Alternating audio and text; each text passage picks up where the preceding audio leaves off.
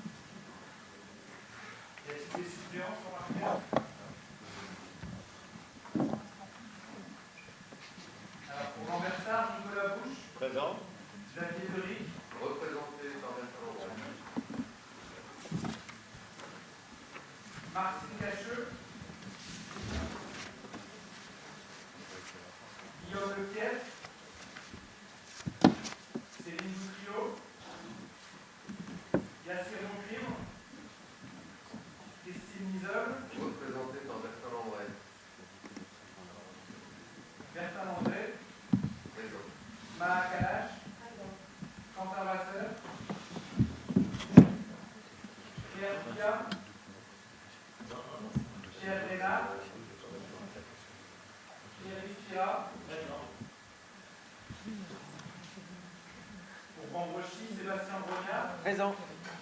Michel Sass. Présent. Christelle Galland. Absente. Cédric Lecourt. Présent.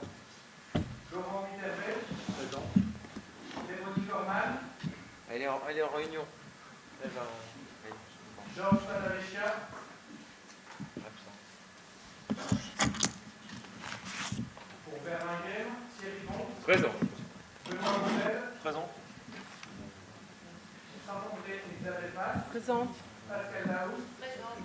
Jean-Pierre Thorin. Représentée par Daniel Sénéchal. Nicolas Leninde. Didier Parcy. Claude Vasikowski. Représenté par Michel Lubrock. Cyprien Duché. Présent. Pour Péranchy, Valérie Provost. Présent. Laurence Loison. Absente. Samuel Rollin. Présent. Annie Carrier. Présent. Philippe Van Beneden. Absent. Pour Longpré, Hélène Monclé.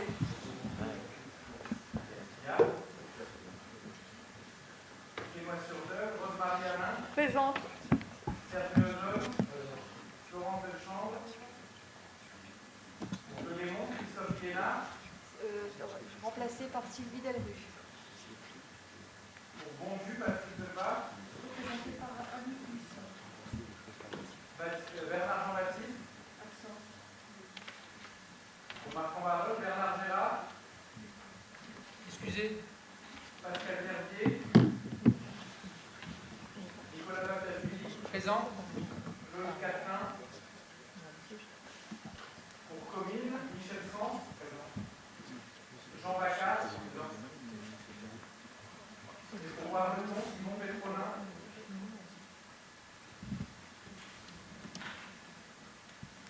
Voilà. Merci beaucoup. Pour être au clair, un titulaire peut porter un pouvoir, pas deux. Et les suppléants représentent un titulaire quand ils arrivent en salle, etc. Donc il y aura la prise en compte d'une représentation. Merci bien. Approbation du procès-verbal du comité syndical du 7 avril 2021. Y a-t-il des commentaires? Pas particulièrement. On passe donc au vote. Qui vote pour? Allez, un petit peu d'exercice pour commencer. Merci bien à tous. Proposition de délibération, animation, développement durable. Rapport numéro 1. En préambule, il y a un certain nombre de sujets. On passe en premier les délibérations, proposition de délibération. On passera les informations en second, sachant qu'il y a des personnes qui devront partir en cours de route. Donc, on passe d'abord par l'officiel. Et il y aura un point à ajouter en dernier. Nous avons reçu après envoi du Conseil les éléments de l'audit. Ils ont été présentés hier soir. On pourrait dire que c'est quand même tout à fait chaud et j'en ferai une présentation en fin de séance et que je ferai quand même un peu raccourci et le document complet vous sera envoyé dès demain. Animation développement durable, rapport numéro 1, modification de la composition de la commission animation développement durable. Je vais le faire. En l'occurrence, c'est une modification de délégué. Donc, on a suppléant Dery Xavier en titulaire et Guillaume Le Krief. Ah non, ça c'était le professeur, excusez-moi. C'est pas moi qui devais le présenter, donc du coup, je suis un petit peu pris au dépourvu. La commune de Saint-André n'étant représentée que par un délégué au sein de cette commission animation développement durable, il est proposé d'y désigner également Michel Wilbrook, qui est là-bas, qui nous rejoint et qui sera donc le représentant de Saint-André sur cette commission. On vous invite à délibérer. Qui est contre? Qui s'abstient? Merci, bienvenue. Rapport numéro 2, autorisation de recrutement de vacataires.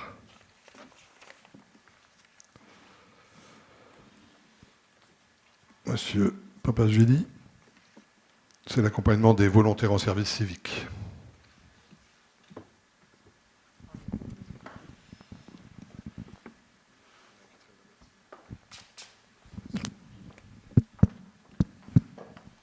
Oui, alors l'idée, c'est dans le cadre de la prochaine session service civique, mais Monsieur le Président, on reviendra sur éventuellement le compte rendu de la dernière commission, et j'en parlerai un peu plus longuement, mais là, l'idée, c'est de recruter un coach qui a toujours accompagné les jeunes des services civiques. Et comme il vous sera proposé de renouveler les services civiques à compter de novembre de cette année, l'objectif, c'est bien de continuer avec cette même coach, qui est à la fois coach et psychologue, avec peut-être des missions complémentaires qu'on pourrait faire, mais je vous propose d'en parler tout à l'heure. Ça sera dans le détail, mais on a quand même une délibération, donc un vote à apporter sur l'autorisation du recrutement de cette vacataire. Donc sur le principe de l'accompagnement technique des volontaires du service civique, je ne pense pas qu'il y ait de souci par rapport à ça. Qui vote contre? Qui s'abstient? Je vous remercie. Rapport numéro 3, décision modificative numéro 1 du budget principal. Monsieur Michel Sass. Donc, cette décision modificative touche très peu de comptes. Les dépenses de fonctionnement vont augmenter de 8 170 € et 20 centimes, dont 1 680 € pour le transfert de données. Alors là, c'est parce que nous faisons donc l'accès à distance au logiciel de ressources humaines. Donc pour cela, il faut donc 2-3 petites modifications. Donc le transfert des données nous coûtera 1 680 €. Ensuite, il y a la redevance pour concession, brevet, licence et ainsi de suite qui nous coûtera 4 685,20 €. Ensuite, il y a le supplément familial qui a été insuffisamment provisionné pour 805 €. Et la médecine du travail, on y ajoute 1 000 € pour les visites médicales des agents du CIVOM et le remboursement des frais médicaux. Le tout donc pour 1 170,20 €. Les recettes ne bougeant pas. Au niveau des dépenses d'investissement, là nous vous proposons donc une augmentation du compte 2181 de 165 000 €. C'est des sujets qui avaient été évoqués lors des précédents conseils syndicaux. Savoir si nos excédents ne pouvaient pas servir à autre chose que faire de la capitalisation. Et donc nous vous proposons donc de faire quelques travaux donc dans notre résidence Georges Delfosse. notamment au niveau de la porte d'entrée, une porte coulissante, pour 9 000 euros. Remplacement des blocs portes au sous-sol qui sont fortement abîmés, pour à peu près 3 500 à 4 000 euros. La mise en œuvre d'un cuvelage au niveau de l'ascenseur pour éviter les remontées d'eau, ça me semble indispensable aussi, pour 1 500 euros. Et donc des travaux dans toutes les salles de bain des résidents qui concernera donc le remplacement des carrelages muraux et des peintures. Le total, donc, 165 000 euros pour ces travaux. Plus la mission de coordinateur. On en a parlé en effet au niveau des comités précédents, sur le fait qu'il y a eu un travail de fait au sein de l'établissement sur la collecte des informations sur les travaux qui sont nécessaires ou attendus, et sur lequel il a été créé une priorisation. On voit ici particulièrement l'enveloppe sur les peintures et remplacement des carreaux muraux des salles de bain. On sent bien là qu'on est dans le fonctionnement et dans le confort des usagers, et ça nous paraît extrêmement important et intéressant. Il y aura probablement une suite, on en discutera au fur et à mesure, mais on va, comme je vous l'ai dit, travailler phase par phase en fonction des capacités et aussi de l'organisation de l'établissement, qui ne doit quand même pas non plus pâtir des travaux. Donc nous proposons au vote ces modifications budgétaires. S'il y a des remarques, voilà. Bonjour. Très bien. Bonjour à toutes et à tous. Je suis très heureux de voir que les excédents puissent effectivement servir au confort des résidents et aux travaux. C'était le souhait que j'avais formulé lors des différents débats budgétaires, qu'on puisse utiliser les réserves pour investir. Je me permets de signaler, je suis un peu surpris par la méthode. Je me demande un peu à quoi servent les débats du rapport d'orientation budgétaire si on passe en décision modificative quelques mois après de 55 000 à 220 000 euros en matière d'investissement. Je suis surpris qu'on n'ait pas eu ces éléments-là un peu plus tôt et qu'ils n'aient pas été présentés dans le budget 2021. Étant donné qu'on incite quand même les collectivités à avoir une programmation pluriannuelle des investissements, là on n'a pas vraiment de visibilité, ne serait-ce qu'annuelle. Mais encore une fois, je suis favorable à ce que le CIVOM investisse avec ses excédents. Merci. Merci. Pour rappel, ça a été précisé et reprécisé lors des comités précédents qu'il y aurait une modification de cette nature afférent à ça, en fonction des travaux qui étaient faits sur la structure elle-même et la priorisation qu'ils y mettaient. Donc on est content que tout le monde soit content, qu'on puisse avancer sur des travaux et du confort pour nos usagers. Je soumets donc au vote. Qui vote contre ? Qui s'abstient ? Je vous remercie. Rapport numéro 4, modification du tableau des effectifs. Elisabeth. Merci, Monsieur le Président. Alors, mesdames et messieurs, les postes non pourvus dans le tableau des effectifs ne correspondent plus aux besoins réels de l'EHPAD et du CIVOM. Et donc, afin de régulariser cette situation, nous vous proposons de procéder aux modifications suivantes. Alors, dans la filière administrative, il s'agit de fermer 3 postes d'adjoint administratif principal deuxième classe, fermer 3 temps complets et 2 temps non complets pour le poste d'adjoint administratif. Dans la filière technique, il s'agit de fermer 3 postes d'adjoint technique principal de deuxième classe, il s'agit d'agent d'entretien, fermer 22 postes d'adjoint technique, agent d'entretien, laisser 3 postes ouverts pour compléter l'effectif des titulaires de l'EHPAD. Dans la filière médico-sociale, il s'agit de fermer le poste de cadre de santé deuxième classe. Concernant les infirmières, il est prévu de fermer les 2 postes IDE à temps non complet, fermer les 6 postes d'auxiliaire de soins principal de première classe, et également concernant les auxiliaires de soins deuxième classe, il s'agit de fermer 3 postes. Dans la filière sociale, il s'agit de fermer le poste d'agent social principal deuxième classe, fermer 2 postes à temps complet ainsi qu'un poste à temps partiel pour les agents sociaux de l'EHPAD. En ce qui concerne la filière culturelle, ce sont des postes du CIVOM. Donc il s'agit de fermer un poste d'assistant de conservation et un poste d'adjoint du patrimoine principal deuxième classe. Donc il vous est proposé, mesdames et messieurs, d'adopter ces suppressions proposées et d'adopter les modifications du tableau des effectifs qui vous a été joint à la délibération. Vous informez également que ces propositions de suppression ont été soumises au préalable à l'avis du comité technique, c'est-à-dire comité technique composé des représentants du personnel, et que l'avis est favorable. Voilà, Monsieur le Président.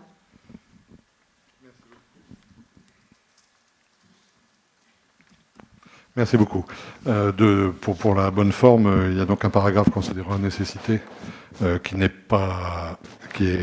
devait pas être là. Et dans ce qui est proposé au vote, c'est bien, comme l'a exprimé Dietmas, adopter les suppressions, adopter les modifications. Il n'y a pas de création de postes proposés. Je pense que chacun connaît, sachant que le tableau qui est derrière est le bon, hein, bien sûr. Il est bien conforme à ce qu'on vous demande de voter.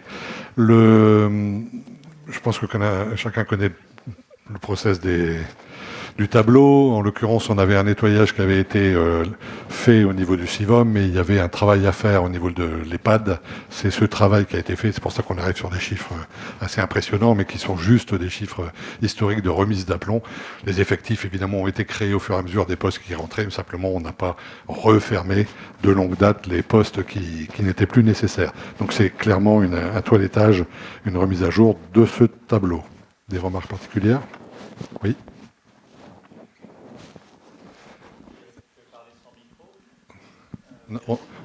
On a une bonne acoustique. Je suis assez étonné de la légèreté, ne correspond plus aux besoins réels. On aurait bien aimé avoir plus d'explications, parce qu'il y a quand même beaucoup de suppressions de postes. Alors moi, je veux bien entendre qu'effectivement, il y ait donc un avis favorable du comité technique, mais on aimerait comprendre pourquoi il y avait autant de postes supplémentaires dont on n'avait pas besoin avant dans cette EHPAD, ou je ne sais pas. Enfin, on aimerait avoir des explications plus importantes. En fait, c'est parce que le toilettage du tableau des effectifs n'a pas été réalisé récemment, donc il est nécessaire de le faire afin de faire correspondre les besoins à ce qui est noté dans le tableau des effectifs. Hein, ça existe également dans les collectivités locales. Alors, par exemple, si je peux vous donner un exemple plus détaillé, quand il s'agit de fermer, par exemple, le poste de cadre de santé deuxième classe, c'était la cadre hygiéniste qui est partie en retraite et elle ne sera pas remplacée. Ces missions ont été bien sûr réattribuées au sein des membres du comité de direction. Hein. Après également, ce qui concerne par exemple le poste d'infirmière, il y avait un poste d'infirmière à temps plein qui était pourvu dans un premier temps par Madame Hanck, qui est la directrice, mais qui est actuellement en longue maladie, et ce poste ne peut pas être réattribué. Voilà. Ce sont des exemples, mais il s'agit en fait d'un toilettage qui est nécessaire, et là, cette fois-ci, ça a été fait totalement. Oui, et également, ce que me signale Madame de Carpentry, c'est avec l'ensemble des avancements de grade, il n'y avait pas eu de toilettage. Voilà, donc là, à ce jour, il y a un tableau des effectifs complet et objectif qui vous est donc transmis. L'effectif global n'a pas été réduit. Hein. C'est voilà. Vraiment par les appellations, les changements de grade, etc. C'est vraiment du nettoyage administratif pour que le tableau corresponde bien au poste occupé. Hein, ce qui nous permettra d'être beaucoup plus facile et clair sur les prochains, puisque ce sera forcément pour des ouvertures nouvelles. Vous savez comment ça fonctionne. Si on recherche un poste, on va ouvrir un poste, voire 2 ou 3 postes sur des niveaux différents, et une fois que ce sera attribué, on refermera 2 postes. On arrivera dans cette procédure-là, ou un départ en retraite, etc. Là, on est vraiment sur des dénominations pour être au plus près de la réalité. C'est surtout ça qui nous tenait à cœur dans ce premier temps. Merci. Donc, qui est contre cette modification du tableau des effectifs? Qui s'abstient? Merci beaucoup. Rapport numéro 5, recrutement par accroissement temporaire d'activité à l'EHPAD Georges Delfosse. Alors, l'EHPAD Georges Delfosse a besoin d'ouvrir plusieurs postes en surcroît d'activité pour veiller à la continuité des services auprès des résidents. Alors, il s'agit d'ouvrir 3 postes non complets afin d'assurer les permanences d'accueil, et ce, le mercredi après-midi et le samedi, ce qui permettra aux familles d'avoir une présence physique à l'accueil pour leurs questions 6 jours sur 7. Cela permet également, au niveau de l'EHPAD, de réguler le flux des visites en cette période, vous le savez, de retour progressif à la normale, hein, par rapport à la pandémie. Et il s'agit également donc de créer 2 postes d'aide-soignants pour accroissement temporaire d'activité. Donc voilà ce qui vous est proposé. Ces crédits ont bien sûr été inscrits au budget. Voilà, Monsieur le Président. Oui, ce sont des choses qu'on voit quasi tous les étés, tous les ans. En réalité, hein, on a vraiment, par exemple, sur l'attention qu'on doit porter, sur l'accompagnement des personnes quand il fait chaud, etc., etc., on a souvent des modifications d'effectifs à avoir. Et ça correspond aussi à ce type de besoin. Des commentaires particuliers? Sinon, je soumets au vote. Qui vote contre? Qui s'abstient? Merci beaucoup. Rapport numéro 6, recrutement pour faire face à un besoin lié à un accroissement saisonnier d'activité. Alors donc, à l'approche de l'été, il est aussi nécessaire de recruter des agents contractuels pour faire face donc à un besoin lié à un accroissement saisonnier d'activité, à savoir donc sur la prévention des risques, hein, dans le cadre du plan canicule, c'est-à-dire assurer l'hydratation des résidents de la résidence, hein, et également participer aux animations de l'été. Voilà ce qui vous est proposé. Ces crédits ont également été inscrits au budget. Voilà, Monsieur le Président. Oui, j'étais un peu en avance sur le temps. Donc c'est typiquement ce que je vous exposais sur les besoins qui viennent de manière récurrente et sur lesquels on ne veut pas passer à côté, qui nous paraissent de haute importance. Qui vote contre? Qui s'abstient? Merci beaucoup. Nous avons fait le tour de ce qui est délibération. On va donc, si vous voulez bien, passer au point d'information, en commençant par Sylvie Delruc qui va représenter notre vice-président qui est en déplacement hors région. Et donc elle a l'avantage et l'honneur de vous faire ce compte-rendu. Je vais essayer. Donc, pour vous parler donc, des fêtes de l'eau, il y a 6 communes qui ont participé. Vous avez eu le compte-rendu. Donc, je pense que je ne vais pas rentrer dans le détail, à moins que vous souhaitiez que je le fasse. Puisque sur les 6 communes, il y a eu quand même pas mal de choses qui ont été faites. On a eu quand même pas mal de succès. Ça s'est très bien passé. Ensuite, pour l'organisation de Terroir en Fête, ça c'est prévu pour le 10, 11 et 12 septembre, avec des spectacles qui avaient été prévus pour Terroir en Fête concernant les croisières qu'on n'a pas pu faire. Ça va être reporté donc, pour la période de Terroir en Fête au mois de septembre. Donc, ensuite, il y a aussi le World Clean Up Day. Donc, je pense que ça, c'est le nettoyage des mégots. Il y a certaines communes qui vont participer. Les villes de Quesnoy, Vambrechy, Verlinghem et Péranchy, qui ont fait connaître donc leur souhait de participer. Et pour la ville de Saint-André, une association s'est proposée pour l'action. Voilà, donc il y a une marche aussi avec l'association La Vie Adorée. Cette association donc proposait donc une balade en famille, à pied ou en vélo. Les kilomètres effectués sont donc transmis sur un site directement. Donc, en fait, c'est transmis, excusez-moi, hein, je suis désolée, je suis un peu perturbée, je n'ai pas trop l'habitude de prendre la parole comme ça devant tout le monde, veuillez m'excuser. Tout va bien, tranquillement, voilà. Il n'y a pas de souci. Donc, c'est directement transmis à Oscar Lambré. Donc, le mois de septembre, c'est le mois en or, donc c'est le mois donc, pour les enfants qui ont malheureusement le cancer, et tous les dons donc, des entreprises pour la recherche contre le cancer. Mais on a pensé qu'à Caterroir, en fait, c'était pas vraiment en rapport. Donc, on a proposé pour faire ça le jour du patrimoine, le week-end du patrimoine. Et puis voilà, je pense que j'ai fait le tour. Désolée, je pense... Mais pas de souci. ça va. Très bien. Donc juste deux choses sur les spectacles de Dole en Fête qui sont reportés sur Terroir en Fête, bien sûr. Et concernant le World Cleanup Day, c'est un peu plus large, hein, bien sûr. Je sais que les mégots tiennent à cœur à monsieur le maire de Vambrochy, mais il n'y a pas que ça. On ramasse tout ce qu'il y a à ramasser, bien sûr. Hein. On n'est pas exhaustif, fort heureusement. Mais on remplira le bocal des mégots pour continuer cette opération et arriver à en faire quelque chose vers les jeunes.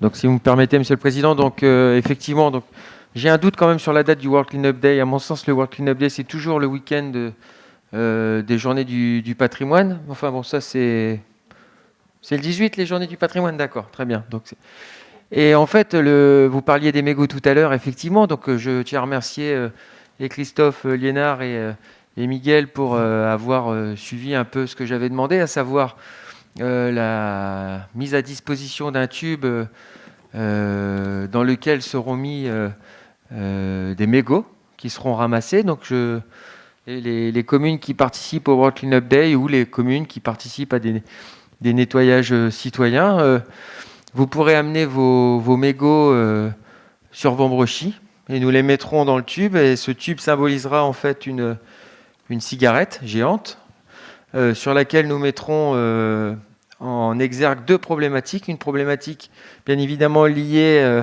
à la nocivité des mégots sur l'environnement, mais également à la nocivité de la cigarette sur la santé. Voilà, donc, et ce qui serait intéressant, c'est que cette cigarette géante constituée de mégots puisse tourner de ville en ville pour sensibiliser non seulement les jeunes, mais aussi les familles et les fumeurs aux dégâts que peuvent provoquer la cigarette et d'abord sur la santé, mais également sur l'environnement. Voilà. Bien évidemment. Merci beaucoup de ces précisions. Et on souhaite que cette opération soit... Alors effectivement, Thierry Merci Thierry. Thierry, je vous invite à aller voir en concert. Il y a une très belle chorale. En tout cas, je te remercie Thierry d'avoir participé à l'événement. C'est juste un aparté, c'est pas une private joke. C'est vraiment quelque chose de très bien. La chorale de Thierry, pourra vous en dire plus peut-être après. Mais quelque chose de aussi sérieux par rapport aux mégots, on va travailler avec une association. Une fois que la sensibilisation aura été faite avec ce tube, donc on va travailler avec une association qui recycle les mégots. Et cette association s'appelle Mégots, justement. Voilà. Très bien. Si nous pouvons passer à l'action étudiant qu'on a mis en œuvre dans le cours du mois de mai. On a un bilan intermédiaire au 28 juin. Nicolas, si tu veux bien nous en faire rapport. Alors, vous vous rappelez que lors du dernier comité, nous avions voté cette action ponctuelle pour l'association Alpes. Et donc, l'idée, c'était d'imaginer une action à destination notamment des jeunes qui sont à la recherche de jobs d'été ou de jobs étudiants. Donc là, l'objectif au 28 juin, de pouvoir vous donner quelques chiffres. Je ne vais peut-être pas vous abreuver de trop de chiffres, mais quelques éléments qui sont intéressants. Mais en préambule, l'idée, encore une fois, c'était notre objectif, on l'a rappelé lors de la dernière commission, c'était surtout de mettre en relation les étudiants avec les offres d'emploi. Hein. C'était ça, c'est mettre en relation, faire en sorte que ça puisse matcher. L'après, c'est-à-dire la gestion, l'accord ou le non-accord, la confirmation, c'était plus de notre ressort. Nous, on s'était fixé un seul objectif, d'accord, c'était de pouvoir faire cette mise en relation. C'est très intéressant ce que nous a remonté l'association Alpes et notamment la mission locale parce que eh bien, ça a permis à certains jeunes justement de connaître cette instance. Alors, quelques chiffres, notamment par rapport à la communication. Donc, bon, il y a eu une communication très importante sur les réseaux sociaux. Forcément, c'est là où on retrouve le plus de jeunes, donc sur Facebook, Instagram, Snapchat. Et peut-être les chiffres, un chiffre à retenir, c'est que donc vous avez, souvent ça marche par publicité, donc vous avez une publicité sur Facebook, sur Instagram, et donc les jeunes sont venus cliquer sur cette publicité, donc déjà ça veut dire que ça les a intéressés, je ne parle pas des vues de la publicité, et en réalité ils sont redirigés vers le site de la mission locale, et on a 2885 vues sur les offres. Donc 2885 jeunes qui ont vu ces offres-là. Ensuite, par rapport à ça, vous dire également que les offres sont dans des domaines extrêmement variés, donc ça va dans le domaine administratif, la logistique, l'alimentaire, d'accord. Donc la mission locale a recensé plus de 107 entreprises, donc a pris attache avec plus de 107 entreprises, et il y avait en tout et pour tout 565 postes qui étaient proposés. 420 en job d'été et 145 en job étudiant. Alors, quelques chiffres sur les indicateurs liés donc au suivi des jeunes. Il y a 80, après avoir vu ces offres, il y a 83 jeunes, d'accord, qui ont pris contact avec l'association. Sur ces 83, il y en avait 50 de notre territoire, d'accord. On avait convenu ensemble que les autres, bien évidemment qu'on leur accrochait pas au nez, hein, mais ils étaient réorientés vers d'autres missions locales. Et sur ces 50 jeunes, il y a 28 jeunes qui sont étudiants et 22 lycéens. Alors, notamment les étudiants, eh bien, il y a eu 397 propositions qui leur ont été faites, d'accord. Donc c'est quand même considérable. Et alors, un dernier chiffre, et ça sera forcément la fin, et ça, ce chiffre-là, tout le monde l'attend, et on est plutôt satisfait, puisque à la date du 25 juin 2021, eh bien, il y a 16 jeunes qui ont signé 21 contrats de travail. Alors, 21, 16, c'est parce qu'un même jeune peut signer à la fois un contrat étudiant et un contrat de job d'été. Sur ces 21, il y a 15 contrats en job d'été et 6 contrats en job étudiant. Voilà. Mais encore une fois, on peut se satisfaire de ce résultat final, d'accord, mais nous rappelons que notre objectif, c'était la mise en relation, d'accord. C'était vraiment ça. Et donc, moi, je trouve que s'il y a bien un chiffre qu'il faut peut-être retenir, c'est les 2885 vues, d'accord. Après, bon, on ne peut pas être tout le temps derrière le jeune. Premier élément. Et deuxième élément pour conclure sur ce point, c'est que ça continue, d'accord. Et on fera un bilan définitif avec, je pense, une opération de communication courant septembre. Oui, de toute façon, pour rappel, c'est un point au 28 juin que l'opération court jusqu'à mi-septembre. Hein, donc, il y a encore de quoi faire sur le sujet. On a choisi des angles d'attaque qui sont plutôt masse, parce que ce sont des jeunes qu'on a beaucoup plus de mal à aborder, etc. Soit ils nous ont ramenés par les communes, ça c'est plus simple. Si ce n'est le cas, il faut réussir à les contacter, et c'est le nombre de contacts exposés par Nicolas démontre bien de la pertinence du support donné. Et de toute façon, le nombre de contrats qui est déjà exposé ici, même si c'est pas notre finalité, c'est quand même la finalité de l'opération. On essaie de mettre le plus d'offres en face des jeunes, et après à eux de jouer sur le contrat en effet, mais bon, on est quand même satisfait quand il y a un contrat à la sortie. Donc cette opération est à mener, à continuer, elle ne doit pas faiblir, et on est plutôt aujourd'hui satisfait d'une concrétisation dont on n'avait pas l'assurance réelle, mais qui commence à prendre une certaine ampleur. Intervention, monsieur le maire de Marquette. Merci, monsieur le président. Oui, pour vous témoigner ici dans cette assemblée le succès de l'opération, nous avions pris le pari à Marquette-les-Lilles également de communiquer dans notre magazine municipal qui a été lu par la population jeune, qui a demandé accompagnement, assistance. On a fait venir Alpes avec les missions locales et également Pôle emploi devant nos jeunes marquetois il y a une quinzaine de jours. Ils étaient près d'une trentaine. C'est aussi intéressant de faire le dernier mètre de faire venir dans nos communes Alpes et les partenaires, aussi ici Pôle emploi, qui ont relayé cette même campagne, mais en proximité, trouvant des solutions. Moi, sur les 25 ou 30 jeunes qui sont venus en mairie de Marquette il y a 15 jours, plus d'une vingtaine sont repartis avec des propositions, d'une part, et aussi des projets d'accompagnement individuels.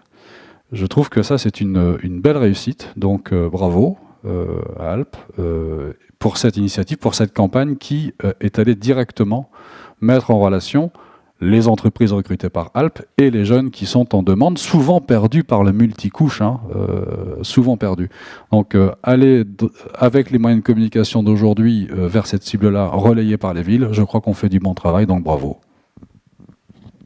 Merci bien. Le message sera passé, même si Monsieur le Président d'Alpes n'est pas là ce soir.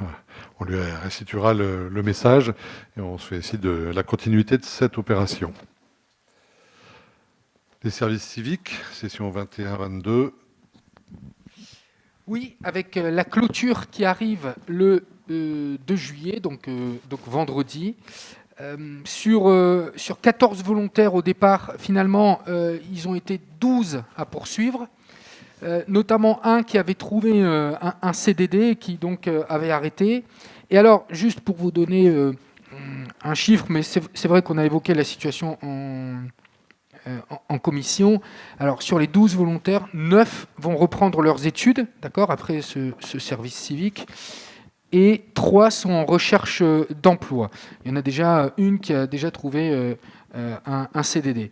Et dernière information à ce sujet, on a été très heureux avec Monsieur le Président de rencontrer de nouveau Clara Mayel. Alors c'est une jeune qui est à Marc-en-Barœul, en mission service civique à Marc-en-Barœul, auprès de la petite enfance, et qui va être distinguée elle va devenir prodige de la République. Alors c'est le ministère de l'Intérieur qui remet cette distinction. Alors, c'est vrai que la première chose qu'on s'est demandé, c'est combien il va en avoir de prodiges de la République.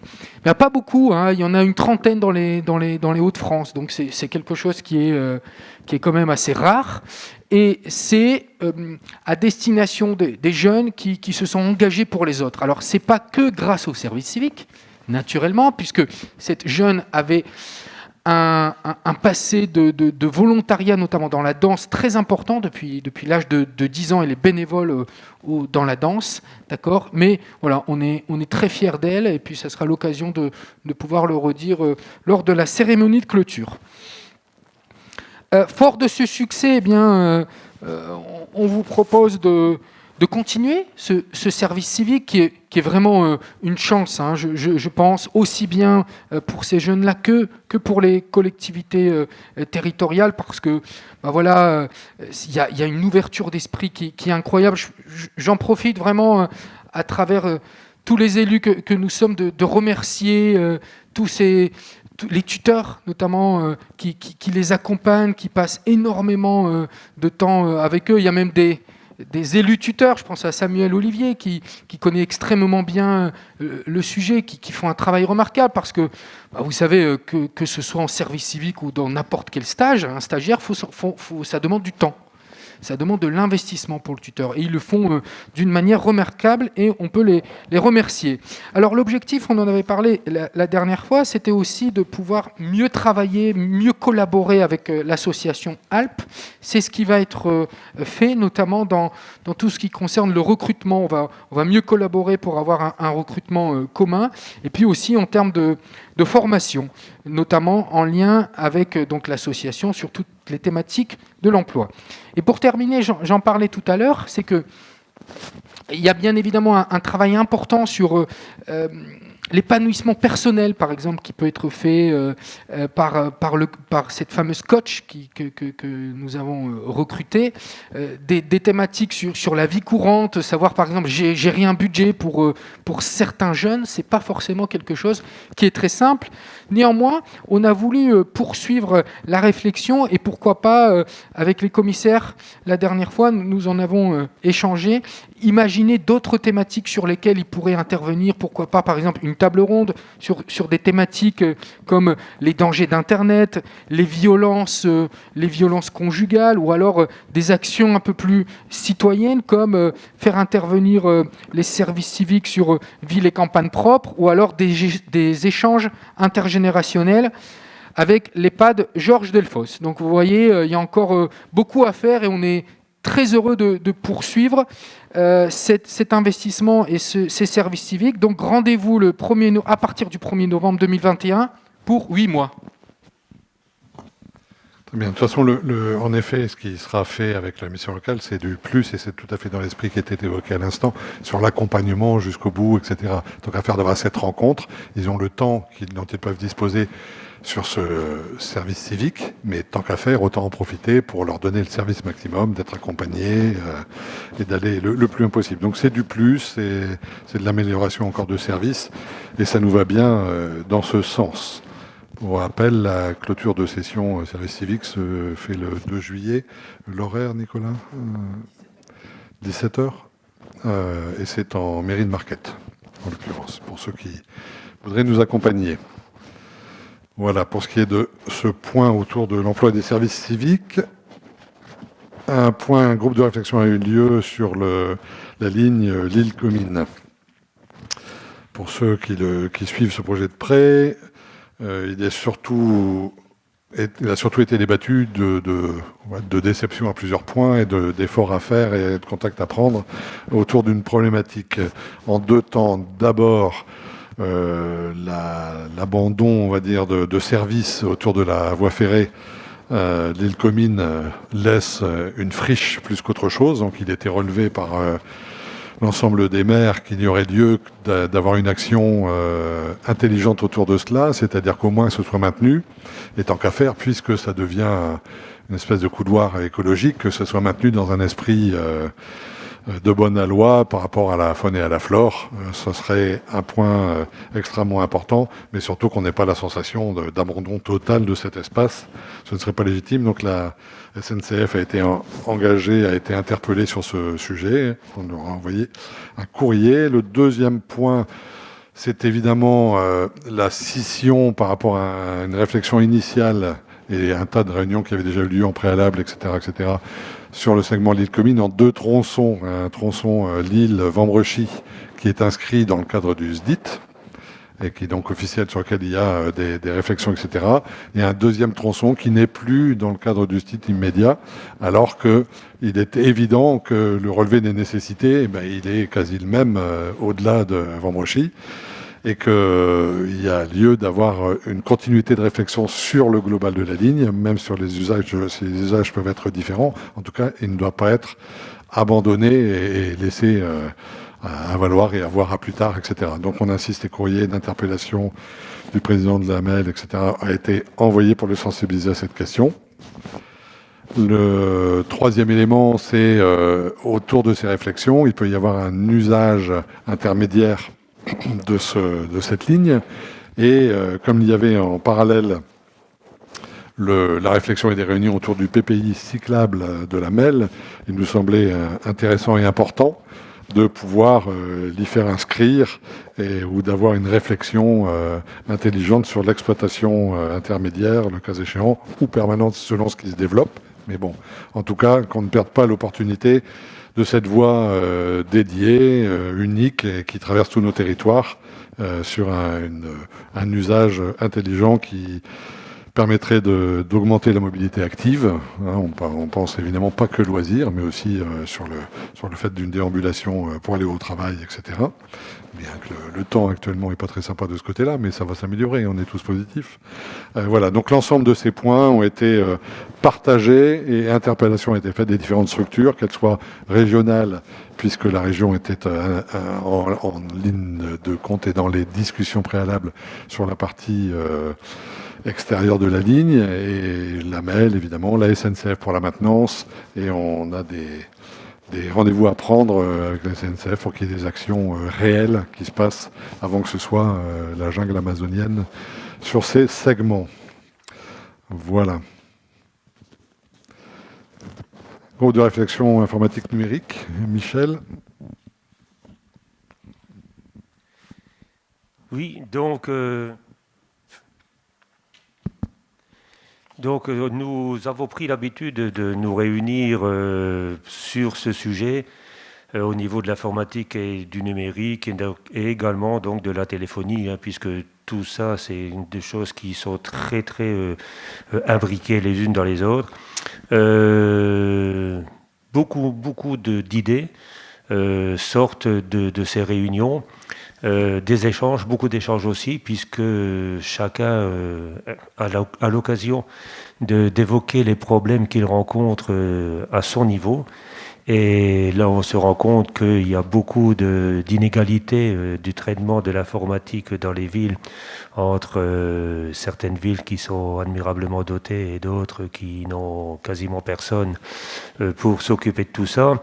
Donc, il y a beaucoup de sujets qui sont évoqués, notamment au niveau de la maintenance matérielle, maintenance logicielle. Les intervenants souhaitent aussi, si vous voulez, la petite création d'une espèce de forum, de boîte à idées, du style Hugo, les bons tuyaux, de manière à avoir des réponses sympathiques sur les problèmes qu'ils rencontrent. Mais tout ça, bien entendu, sera fonction de l'avenir du CIVOM.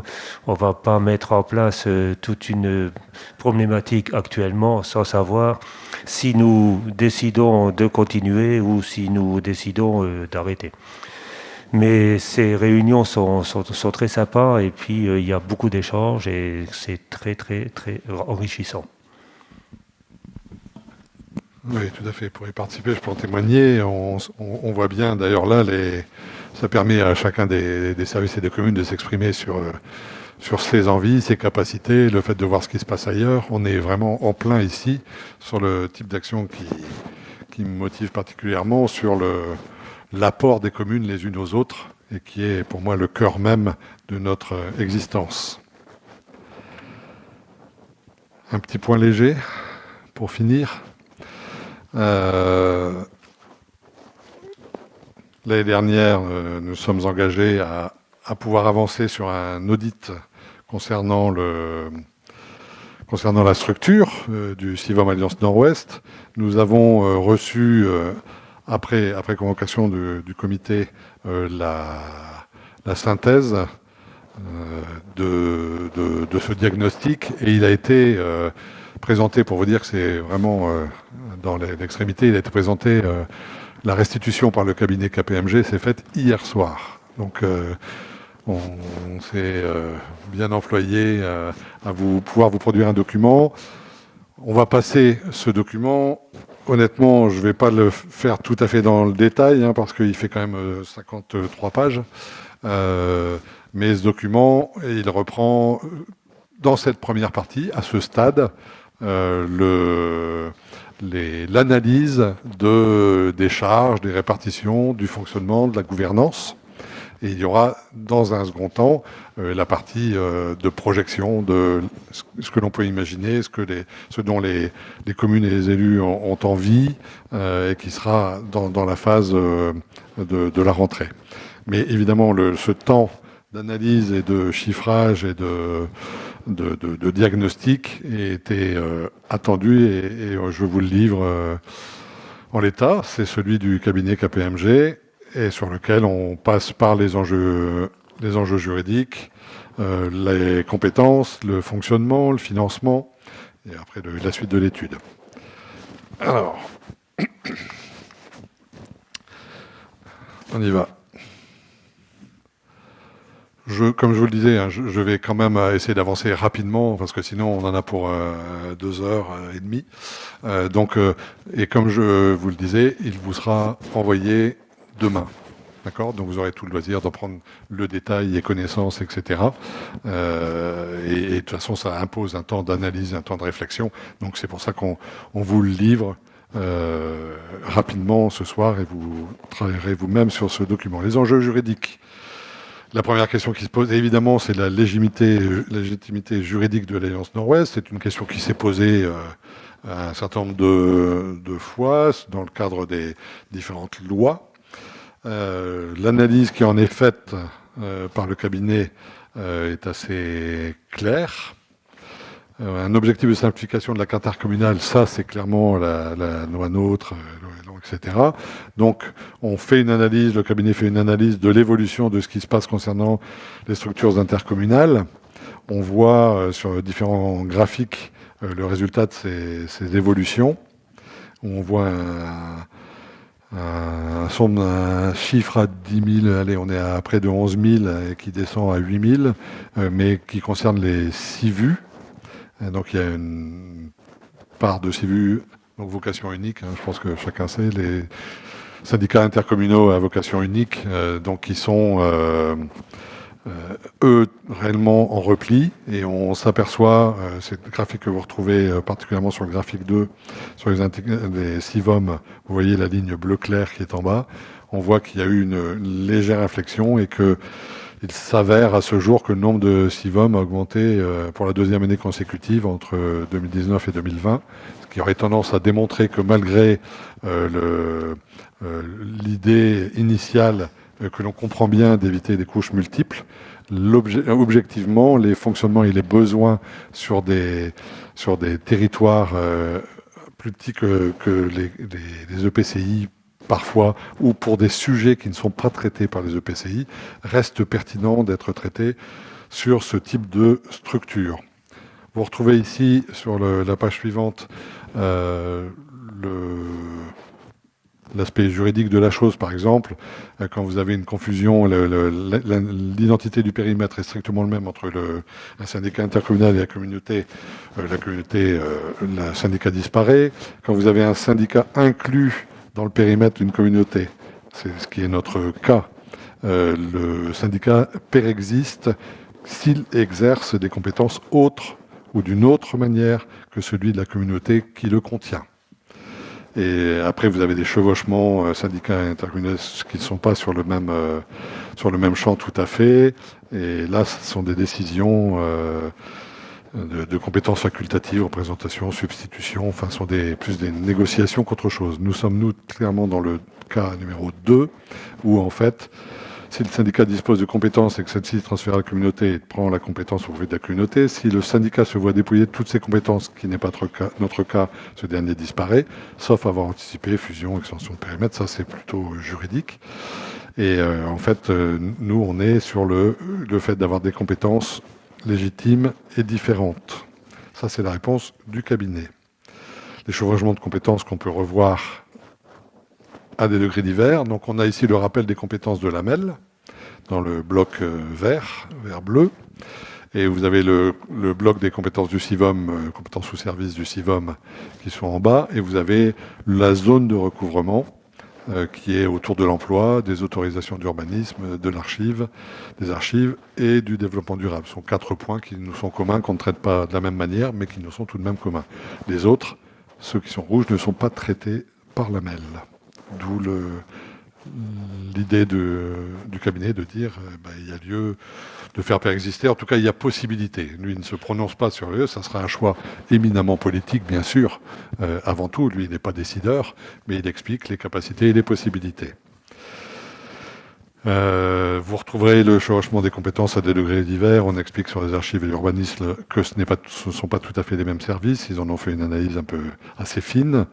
On a la complémentarité entre ce qu'on appelle la compétence tourisme et la compétence animation, où même l'AMEL, dans certains écrits de son site, rappelle que lui est porteur de la promotion touristique, de l'attractivité du territoire, particulièrement au dehors du territoire, etc., voire même à l'international. Il a des enjeux autour des nuitées d'accueil concernant le tourisme, et que lui-même dit qu'il ne peut pas faire vivre cela sans qu'il y ait de l'animation locale. Donc, nous, on est bien sur cette complémentarité avec le service de l'AMEL. Les services parallèles, l'emploi, développement durable, là, on parle plutôt de pertinence de territoire, qui est en lien avec des outils spécialisés, la MDE, le PLI, etc., qui sont très proches de la surface du territoire.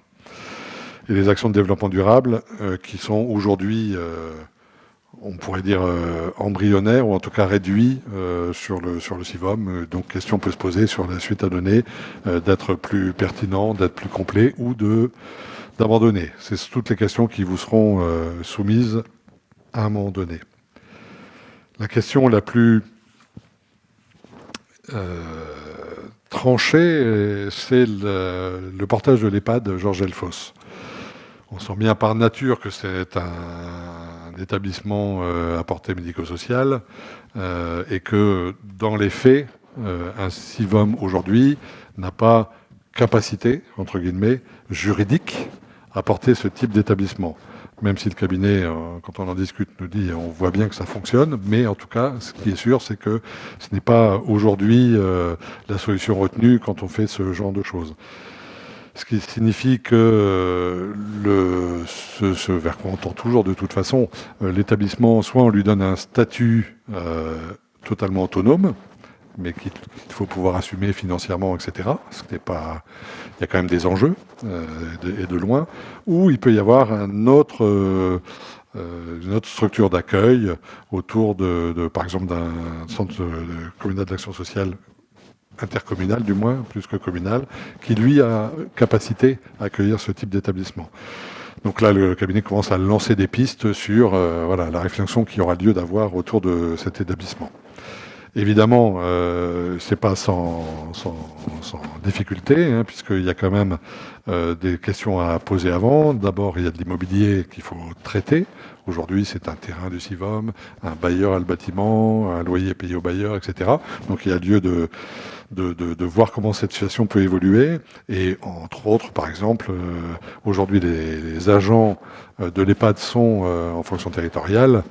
S'ils devaient changer statutairement, ce n'est loin d'être facile de changer le statut de personnel, c'est avec accord, etc. etc. Donc il prévient bien que ce sont des décisions très lourdes et qui demanderont pas mal de travail.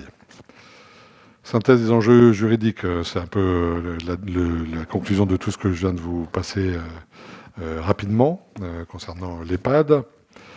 Sur le fait des compétences, ils ont réalisé une approche, un diagnostic sur les différentes compétences. Animation et développement durable, ils décrivent les 3 temps forts qui existent sur la fête de l'eau, le terroir en fête, ville et village propre pour ce qui est du développement durable, et les missions qui tournent autour de la logistique, de l'animation, de l'accueil, de la communication. Vous avez le détail évidemment des 3 temps, mais je pense que vous les connaissez par cœur, j'imagine bien comme ça, et donc des temps reconnus pour ce qu'ils sont.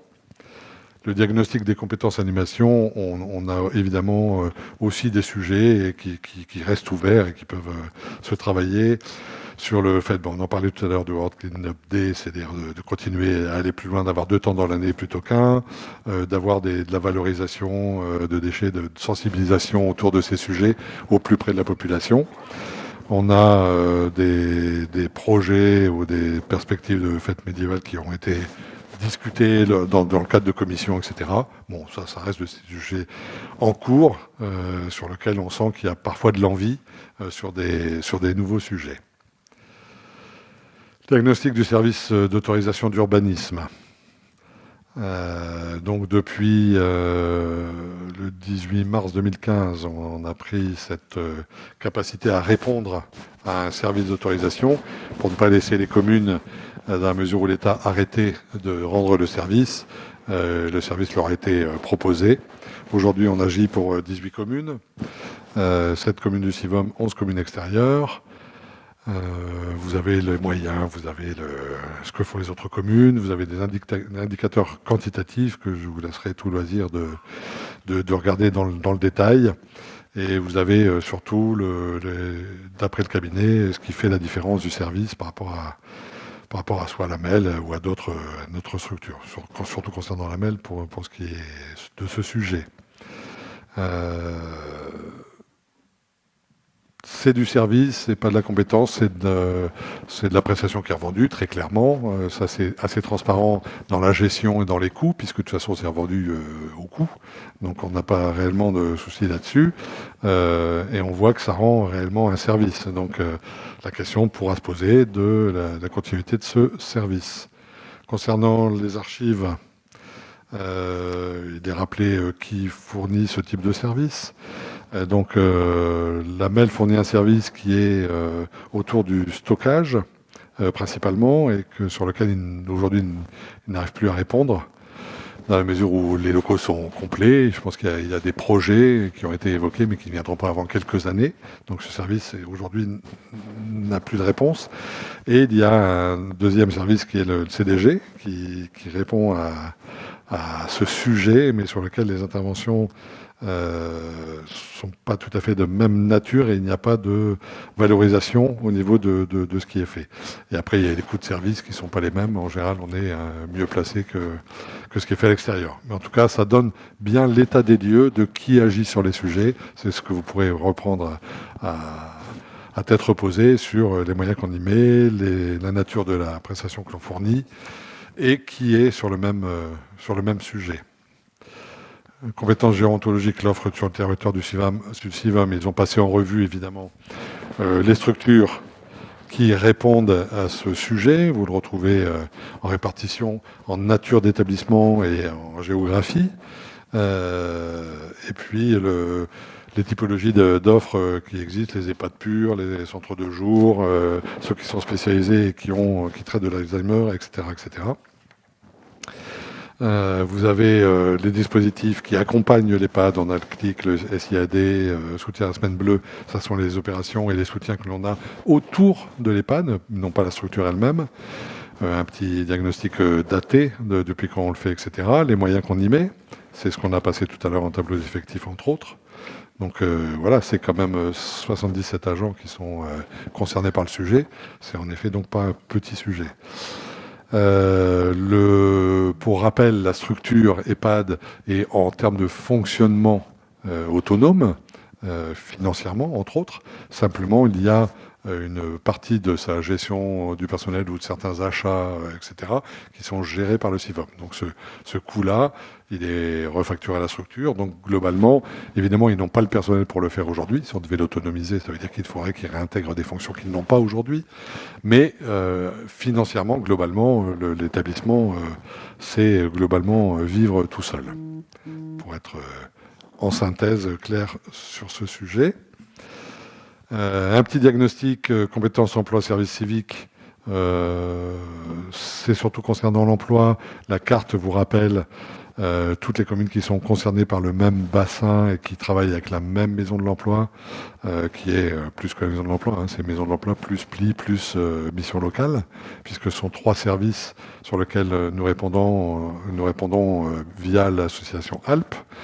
Et vous avez en jaune rosé, Bondu, commune Warneton, et en réalité on devrait y rajouter Delemont, qui devrait être non pas en bleu mais en rose, qui eux travaillent aujourd'hui avec le bassin Roubaix-Tourcoing. Et même si elles ont pour certaines déjà exprimé clairement leur envie de partager le travail qui est fait sur notre territoire autour de ces sujets. Mais l'état des lieux est celui-ci. Vous avez ici la maison de l'emploi, enfin les différentes missions que vous allez retrouver sur le plan, le pli, sur la maison de l'emploi. Vous pourrez regarder tout en détail tous ces éléments. Ça vous rappelle les compétences de chacun de ces services, puisque chacun a une mission sur des tranches d'âge différents, sur plutôt aller vers les entreprises, etc. Donc ça vous rappelle quelques chiffres clés et puis les axes et les travaux qui sont faits, sachant que vous avez régulièrement des comptes rendus de ces activités qui vous sont faites en comité.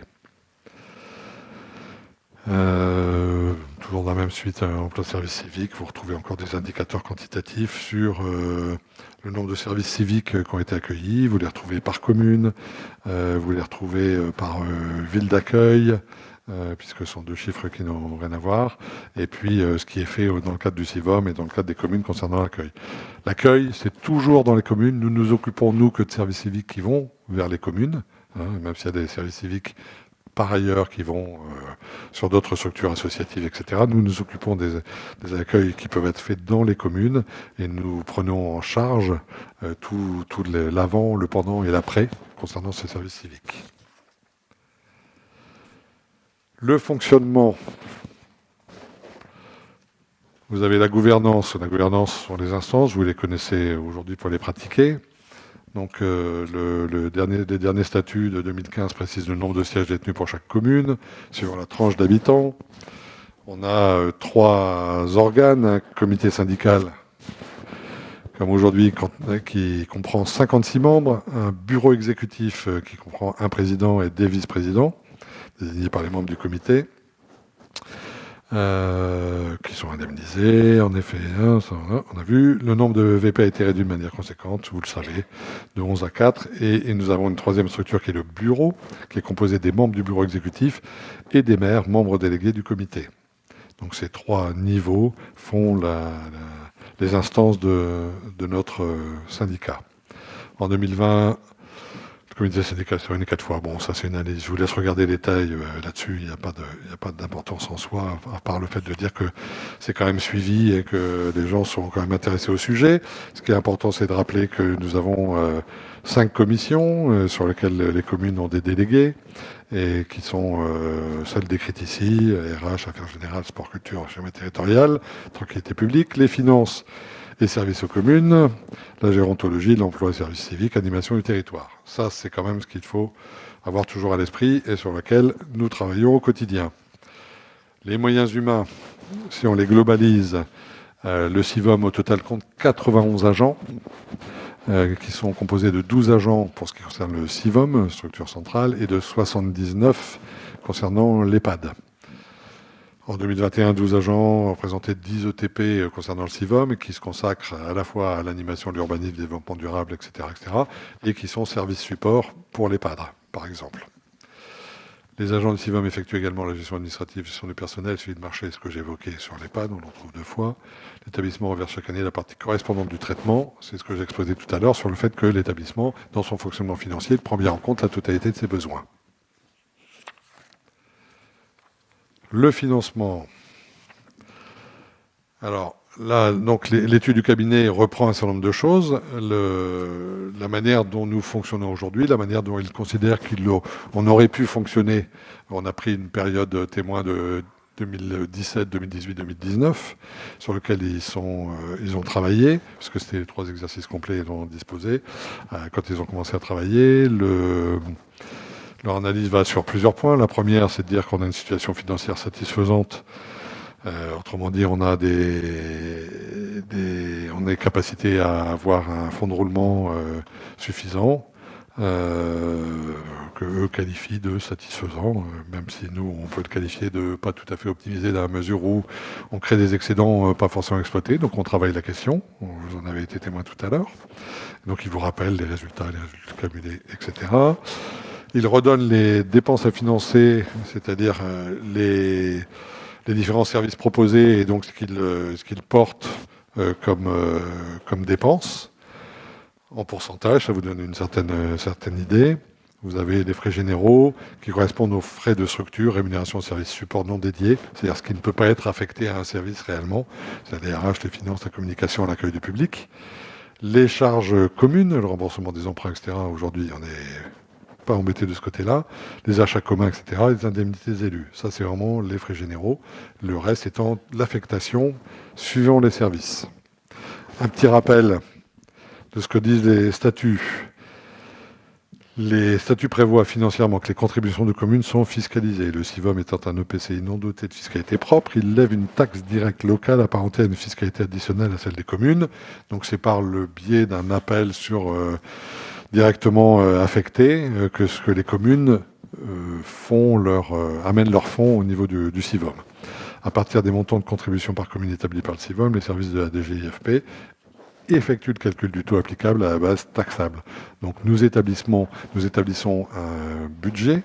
Ce budget fait donc valoir les besoins et c'est la DGIFP, c'est-à-dire les impôts, qui font la répartition qui va vers les communes.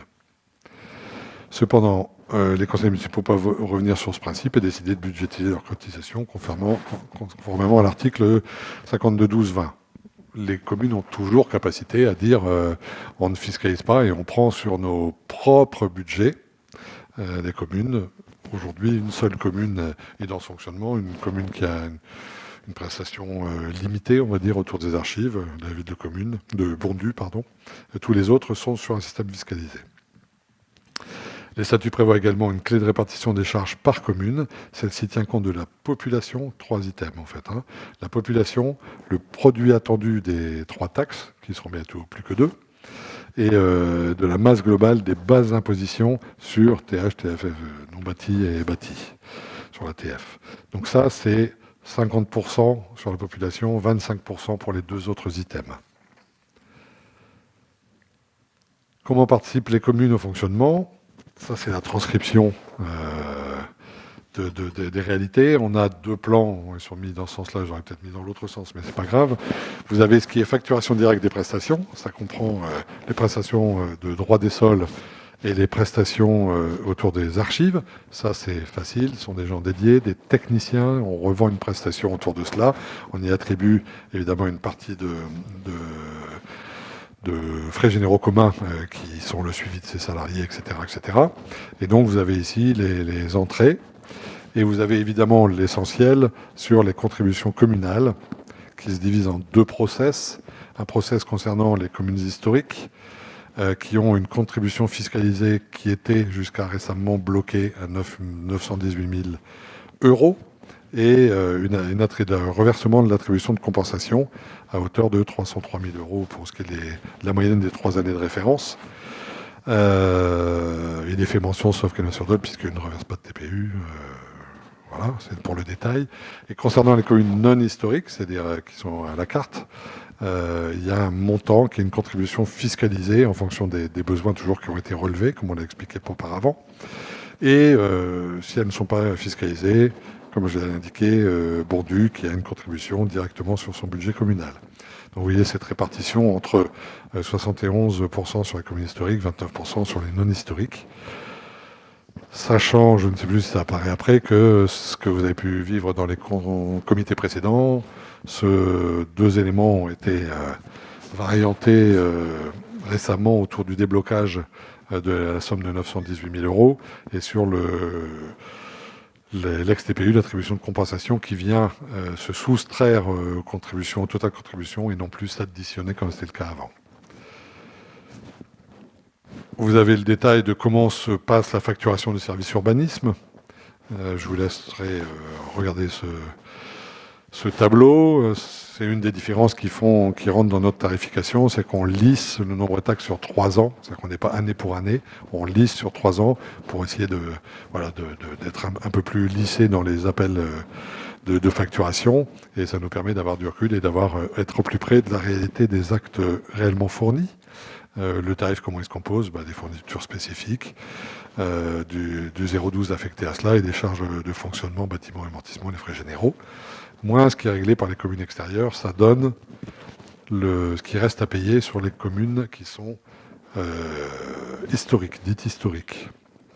Vous avez une petite analyse du cabinet sur la prise en compte d'une qualité moyenne du nombre d'accès, ce qui ne se pratique pas ailleurs, la nécessité de réviser les clés de répartition des charges 011, 012 sur le service urbanisme, ça fait partie de leur réflexion globale sur le fait de dire, voilà, vous avez une clé de répartition, nous on pense qu'elle pourrait être différente, ce que l'on verra par après, et retravailler sur la pondération de la complexité des actes, c'est-à-dire qu'il y a un taux, il y a un montant forfaitaire, il y a un taux multiplicateur en fonction de la complexité de l'acte. Eux disent qu'on pourrait réfléchir à cette clé de répartition. Ça n'aurait pas une énorme incidence, mais pourquoi pas. Détermination de la charge nette des autres compétences. Donc en réalité, comment se passent les choses ? Vous avez une répartition réelle des charges et recettes par compétence, ce qu'on a déjà vu sur les différents services, auxquels s'ajoute, on détermine sur les charges qui ne sont non affectées à des compétences, les charges communes, on les détermine pour un montant, et ce montant global est réparti suivant les clés de répartition variables d'une année sur l'autre afin d'assurer une stabilité des contributions communales. Ce n'est pas les points les plus évidents en compréhension, mais globalement, c'est comme on avait un bloc de 918 000, etc., qui était complètement bloqué, on était obligé de varianter ce qui se passait à côté pour arriver à rester sur ce montant-là. Nous sommes libérés de cette contrainte puisqu'on l'a débloqué. Ça nous permettra d'être au plus près des nécessités. Aujourd'hui, vous voyez, c'était un mode de calcul où on avait les charges directement affectées à une question et on avait le solde. Et ce solde se répartissait en fonction d'une clé qu'on devait ajuster pour arriver au montant, puisque après, c'est ce qu'on donne aux impôts qui font la répartition. Donc c'était un petit peu compliqué à gérer, on va dire. L'avantage du système, c'était une espèce de pondération. C'est-à-dire que les communes savaient parfaitement tous les ans ce qui allait advenir. Aujourd'hui, avec le système que vous avez voté, évidemment, il est dans l'immédiateté avantageux parce que on vient y mettre ce qu'on n'a pas dépensé l'année dernière, si vous vous en souvenez. On vient y mettre le plus près des dépenses en fonction de la charge réelle du personnel, etc. au moment T. Le seul inconvénient, c'est que ça pourra fluctuer dans le temps. C'est-à-dire qu'on aura des moments un peu plus hauts, des moments un peu plus bas en fonction de la réalité des dépenses. Ça paraît assez logique, mais c'est bien de le redire. Ici, vous retrouvez la ventilation des charges par commune. C'est ce que j'ai exposé tout à l'heure. Ces fameux 50% afférents à la population, c'est 25% sur la masse globale d'imposition et c'est 25% sur le produit attendu. On voit encore figurer ici le blocage, la répartition des 918 000. Ce n'est plus d'actualité, mais au moment où ils ont commencé les travaux, c'était le cas. Donc ils en font mention, bien évidemment. D'abord des limites du système. De leur point de vue, les clés de répartition des charges à caractère général pourraient être optimisées. Les contributions des membres déconnectés du besoin de financement réel, c'est-à-dire ce bloc des 918 000, mais on a répondu à cette question. Et certaines clés de répartition concernant ces produits attendus ou la masse globale d'imposition, de leur point de vue, certaines clés de répartition sont non pertinentes sur la masse globale d'imposition, dont on cumule des chiffres, dont on dit que la cohérence est quand même pas évidente, et donc ils souhaiteraient pouvoir proposer des mécanismes différents. Donc on a vu qu'on avait en 2021 arrêté le blocage des 918 000 et réintégré les reversements de TPU et non pas les mettre en addition. Reversement des attributions, principe à venir, vous le lirez dans le détail. On rappelle ici comment ça a été fait, la manière dont c'est fait par des signatures de convention, c'est toute la complexité administrative, on va dire, de la chose. Que la TPU est perçue par la MEL depuis 2002, c'est cela, et qu'il est reversé aux communes qui le reversent aux syndicats. Donc on est sur toute une gymnastique, mais qui est absolument notifiée, conventionnée, signée, etc. Et qui avait été vue dès le départ dans l'évolution de la TPU. On fait une mention ici. On a plusieurs échos, mais le cabinet, lui, dit que la partie qui est reversée aux communes par l'AMEL afférent à ce qui se passe au niveau du syndicat resterait perçue par les communes. On a un léger doute, mais en tout cas, on le prend pour valeur. Analyse comparée des charges refacturées par commune et du coût réel supporté. Donc c'est ici, si vous voulez, la première comparaison qu'ils font, eux, non pas sur leur proposition de calcul qui viendra par après, mais sur l'analyse qu'ils ont eue en disant si on avait utilisé, eux font une lecture totale de toutes les dépenses qui ont été faites, et ils font leur propre affectation de chacune de ces dépenses et de ces charges à chaque compétence. D'accord ? Et le chiffre sur lequel ils arrivent n'est pas le même que le nôtre. Donc ils font ici un petit rapport de comment ils ont travaillé, etc. Et ils font un tableau qui compare l'évolution entre... Enfin, c'est pas une évolution, parce qu'on parle bien toujours de 2017-2019. Donc ils disent, voilà, selon notre calcul, les charges auraient pu être réparties différemment. On voit qu'il y a des communes qui auraient payé moins et des communes qui auraient payé nettement plus. Donc après cette affaire d'arbitrage, c'est toutes les décisions qui viendront par après. Mais en tout cas, ça c'est leur analyse de la réalité des charges. C'est-à-dire pour eux, ça aurait pu être plus fin et on serait arrivé à ces chiffres. Sont-ils supportables, etc. Eux disent bien qu'ils sont purement comptables. C'est-à-dire l'aspect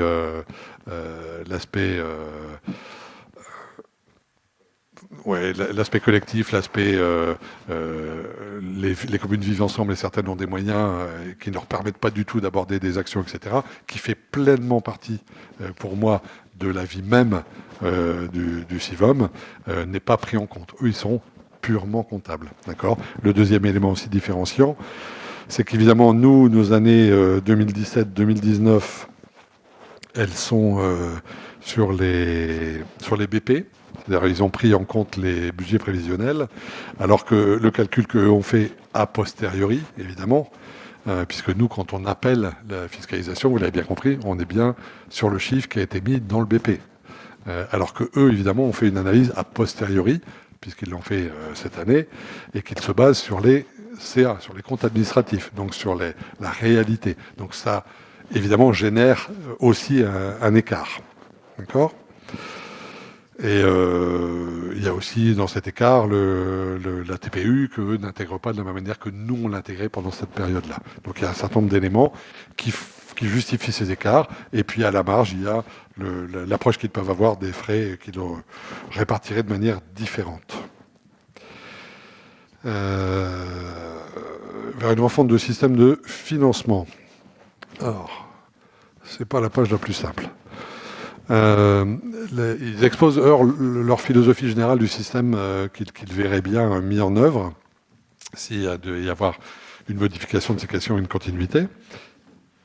Sur les prestations, ça c'est pas très compliqué, ça ne varie pas par rapport à ce qu'on pratique aujourd'hui, c'est à l'unité d'œuvre, c'est-à-dire plus vous faites faire d'actes, plus vous payez, ça c'est clair et c'est limpide, c'est du service, il n'y a pas de solidarité, c'est ce que je recherchais tout à l'heure, il n'y a pas dans cet effet-là de solidarité entre les communes, c'est une prestation, on l'achète, on la paye, tout va bien, tout est clair.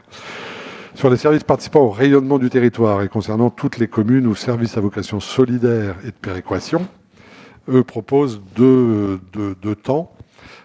Concernant l'animation, l'EHPAD s'il restait, sachant qu'on a bien noté que l'EHPAD c'est une toute petite partie, hein, c'est juste les fonctions support qui sont dans le CIVOM, pas le fonctionnement de l'EHPAD lui-même. Le développement durable, la gérontologie et les tiges, qui pourraient être, pour eux, forfaitisés à la population. C'est en rapport direct avec la population de la commune.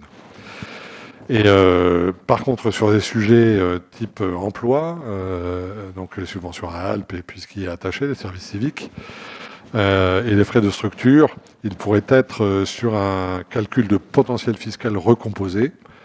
Donc ça, ce sont des chiffres qui leur sont propres, mais qu'on peut retrouver évidemment sur les impôts. C'est-à-dire qu'ils prennent plus, non pas les chiffres de résultats de la fiscalité, mais du potentiel fiscal réel de la commune. Donc ils vont chercher d'autres chiffres, ils appellent d'autres chiffres, qui peuvent faire varier ce qui est demandé. Mais on voit que c'est sur une partie seulement des services, avec une répartition à 20% répartie sur les communes adhérant à moins de 3 compétences, 80% répartis sur les communes adhérant à l'ensemble des compétences. C'est clairement une proposition, hein. Ce n'est pas un mode de calcul, mais c'est une proposition qu'ils font dans ce sens-là, qui sera à débattre dans chacune des enceintes. Et il est proposé d'adapter le système de financement aux objectifs politiques de chaque service. C'est pour ça qu'on parle à la fois d'éléments de péréquation, de solidarité, alors que d'autres prestations seront sèches. Les services ayant pour objectif une certaine péréquation pourraient être financés sur un critère tenant compte de la richesse d'un territoire. Un potentiel fiscal ménage intégrant les attributions de compensation pourrait permettre de répartir la charge. C'est-à-dire qu'on vient y mettre non seulement, aujourd'hui c'est plutôt tenu sur ce qui est habitat, et que la partie économique pourrait aussi être prise en compte dans la valeur et la richesse de la commune, et ça pourrait faire varier un petit peu le résultat. Ils disent qu'ils n'ont pas tous les éléments, n'ont pas pu récupérer tous les éléments fiscaux pour en faire une réelle simulation, mais ils ont fait quand même une ventilation théorique par commune sur la base du BP 2021. Donc ils ont pris le 2021 sur ces montants et ils y ont affecté ce mode de calcul, et on y voit des résultats qui peuvent être étonnants, mais bon, ça c'est propre à leur système. C'est là où aujourd'hui on a juste une restitution, il y aura des explications et des détails à avoir, où en fait vous avez un écart qui se fait jour selon les communes en moins-value ou en plus-value. Donc même avec certains chiffres qui, encore une fois, je vous rappelle, hein, c'est de 24 heures, donc on n'a pas une analyse encore tout à fait fine, mais bon, qui sont parfois un peu étonnants. Mais soit. Donc le système présenté tient compte des ventilations de charges suivant les clés de répartition ajustées. Ça, c'est au plus près selon leurs critères, charges de personnel, indemnité, etc., réparties sur des ratios présentés précédemment, on l'a vu. 100% des charges se rapportant au service d'archives ont fait l'objet d'une facturation, pas de double système. Les communes n'apportent que le strict besoin de financement au syndicat, évidemment, puisqu'on a arrêté le blocage du montant. Le système conduirait ainsi à une diminution de la contribution pour 3 membres, principalement l'Ambiance Arquénois et Veraghem. La facturation demeure théorique et approximative, notamment dans la mesure où nous ne disposons pas des ACF fiscales par commune à ce jour. Pour corriger le potentiel fiscal, les systèmes demandent un arbitrage politique quant aux critères de ventilation et leur pondération. C'est quand on faisait particulièrement référence à la solidarité ou à la péréquation. Quand on fait les fêtes de l'eau ou terroir en fête, il est évident que l'ensemble des communes profitent d'une communication, d'une aura, des opérations, sur des opérations qu'elles ne seraient absolument pas à même, évidemment, de produire par elles-mêmes. Loin s'en faut. Voilà. Alors, 47. L'impact sur le budget des communes d'un retrait du CIVOM, puisque c'est une des questions. Mais la question, elle est évidemment compliquée et impactante à différents endroits. Donc l'impact financier du retrait de compétences, non pas d'un retrait pur et simple d'un CIVOM, mais ils le traitent, eux, par compétences. L'impact financier du retrait dépendrait indéniablement du choix ou non d'exercer là où les compétences reprises, ainsi que leur mode de gestion. Évidemment, si la personne qui se retire d'une compétence ne l'assume plus du tout en termes de commune, c'est fondamentalement, ça va lui coûter moins cher, et ça c'est sûr, c'est indéniable. On ne peut pas passer à côté de ça. Mais évidemment, sa population en perdrait l'attractivité générée. Certaines charges vont disparaître, les charges afférentes à la structure, évidemment, qui sont les charges communes, l'indemnité des élus, majoritairement. D'autres services ne pourront plus être livrés, les subventions intervilles, les gestions de personnel de l'EHPAD, etc., qui devront être réintégrés dans l'établissement, ce que je vous évoquais tout à l'heure. L'impact pour certaines charges pourrait être à la baisse, de façon globale, disparition des charges sociales, on vient de l'évoquer, disparition de la petite marge de charge d'accompagnement de l'EHPAD, limitation des charges de structure et de dépenses communes, logistique, communication, dans le cadre des dépenses d'animation, c'est ce qu'on disait, la communication, il y a l'animation et la communication sont les deux pans qui créent l'aura autour des événements. Donc là, on se dit bien que les communes n'auront pas capacité à aller sur une envergure identique à celle organisée par le CIVOM, et que donc forcément les charges y afférentes diminueront à l'aune de l'importance que les communes y donneraient. Certaines charges, par contre, pourraient évidemment être alourdies. Les coûts actuels comparés pour les services des archives ou l'urbanisme apparaît plus compétitif au CIVOM qu'à la fois au CDG pour les archives ou à la MEL en termes d'urbanisme. Et même en intégration, ça reste quand même de la charge partagée, c'est-à-dire que ça n'implique pas d'avoir un biposte, un poste plein quand on n'en a pas d'utilité.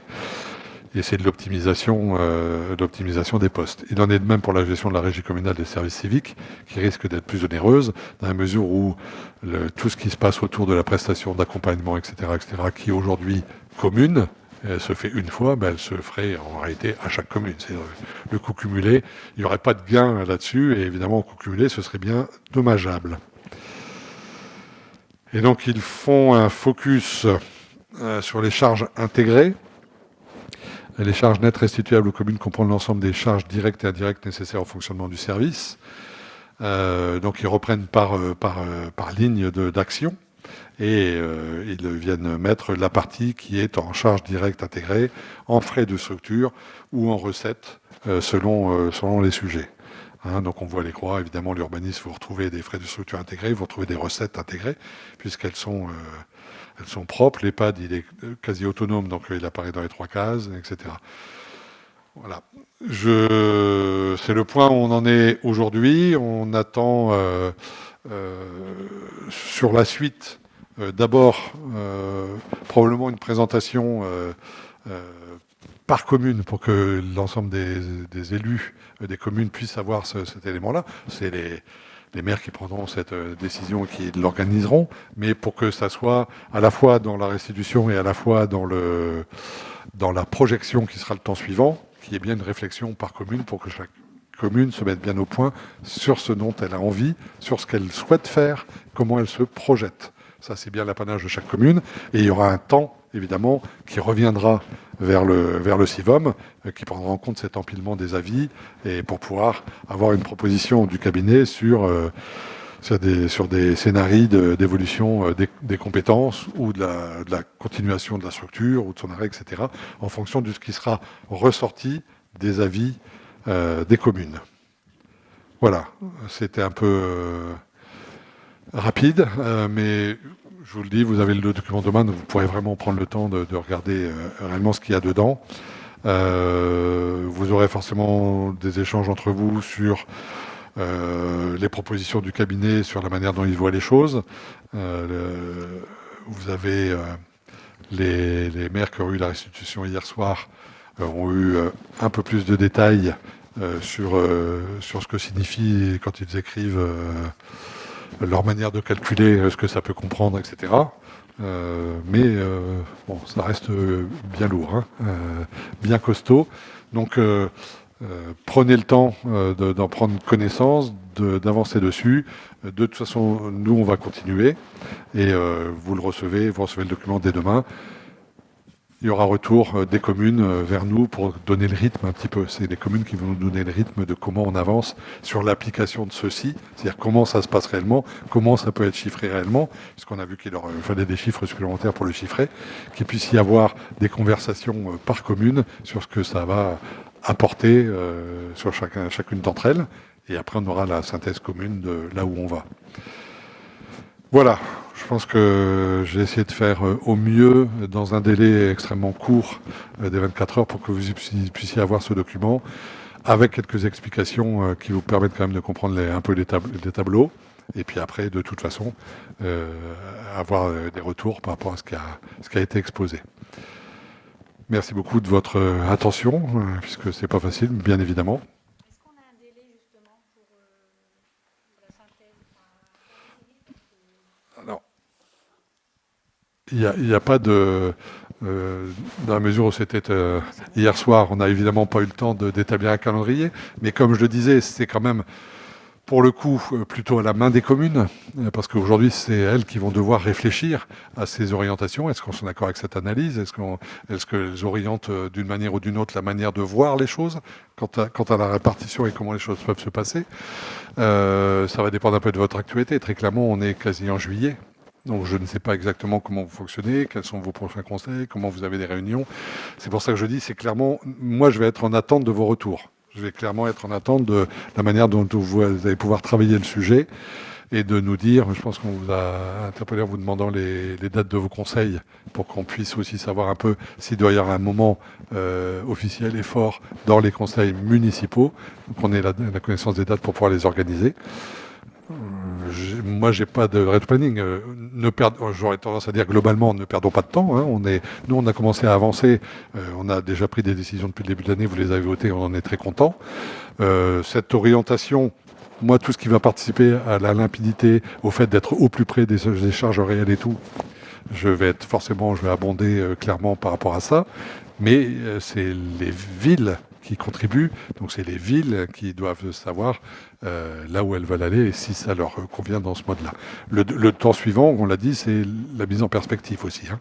Il y aura en fonction de ce que les communes imaginent de l'avenir de la structure et de leur participation à cette structure. Vous savez que, moi je l'ai exposé moult fois, c'est plutôt dans le travail commun et on voit les sujets qui émergent régulièrement, des nouveaux sujets qui émergent régulièrement. Nous sommes persuadés totalement du bien fondé de la structure, ce qui n'empêche pas de la modifier structurellement sur ce qu'elle fait, sur ses compétences. Donc c'est aujourd'hui vous qui êtes les maîtres du jeu sur ce qui va se passer après. Merci beaucoup. Je pense que ça a absorbé déjà. Hein. Après, on reviendra probablement sur le sujet. Il n'y a aucun doute là-dessus. Soyez-en sûrs. Et vous aurez déjà toute cette matière à créer. Merci beaucoup de votre attention. Je vous souhaite, pour ceux que je ne reverrai pas, de bonnes vacances, puisqu'on est quand même arrivé en juillet. Profitez bien d'un temps de repos. Je pense que tout le monde, j'ai les mêmes échos partout sur la fatigue. Le rythme a été extrêmement élevé.